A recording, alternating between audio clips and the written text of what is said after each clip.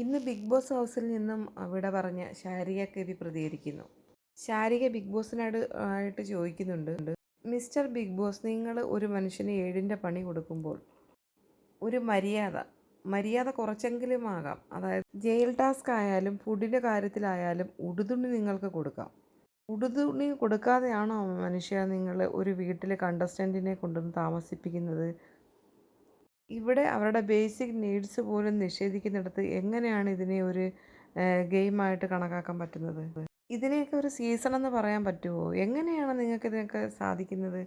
ശാരിക ചോദിക്കുന്നുണ്ട്. പല കണ്ടസ്റ്റൻറ്റുകളും അവിടെ കള്ളത്തരം കാണിക്കുന്നു. പലരും ചിലരുടെ പുറകെ നടക്കുന്നു. ഇതൊക്കെ കണ്ടിട്ടും 71 ക്യാമറയാണ് അവിടെ ഫിറ്റ് ചെയ്തിരിക്കുന്നതെന്ന് പറയുന്നു. ഇതെല്ലാം കണ്ടിട്ടും നിങ്ങൾ എന്തുകൊണ്ടാണ് വാ തുറന്നതിനെതിരെ പ്രതികരിക്കാത്തത്? ബിഗ് ബോസ് അവിടെ ഒരു നോമിനേഷൻ എന്ന് പറയുന്നൊരു പരിപാടിയുണ്ട്.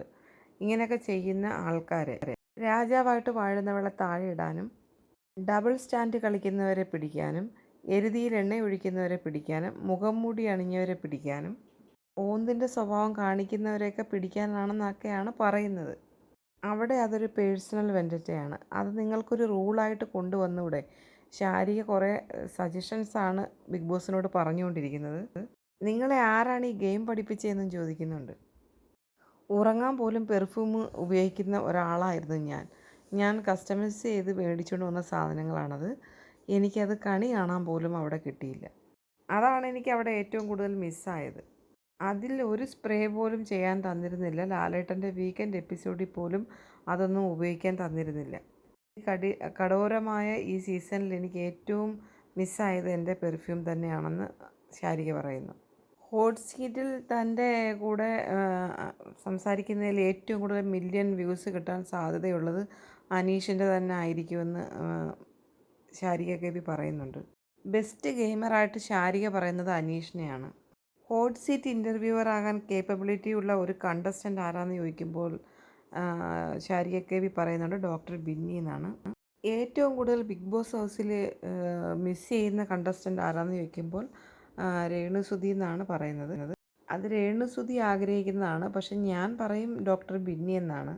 അത് രേണുസുതി ഒരിക്കലും സമ്മതിച്ച് തരത്തില്ല. പക്ഷേ ബിന്നി എന്നെ മിസ് ചെയ്യുമെന്ന് ശാരിക കെവി പറയുന്നു. നോമിനേറ്റ് ചെയ്ത ആരൊക്കെയാണെന്നുള്ളത് ഏകദേശം എനിക്ക് ഒരു രൂപമുണ്ട്. അത് ഒന്ന് ആദില നൂറയാണ്, പിന്നെ അക്ബർ പക്ഷേ പറഞ്ഞിരിക്കുന്നത് ശാരികയെ ഒരിക്കലും നോമിനേറ്റ് ചെയ്യത്തില്ലെന്നാണ്. എനിക്കറിയത്തില്ല, അതൊരു കള്ളമായിരിക്കും എന്നും ശാരിക പറയുന്നുണ്ട്. പിന്നെ അപ്പാനി ശരത്ത്, സരിക, നെവിൻ, ഒനിൽ, രന ഫാത്തിമ ഇത്രയും പേരും ശാരികയ്ക്ക് നോമിനേഷൻ ചെയ്തിരുന്നു. അങ്ങനെ ഇന്നത്തെ എപ്പിസോഡിൽ ശാരിക ബിഗ് ബോസിനോട് വിട പറഞ്ഞിരിക്കുകയാണ്.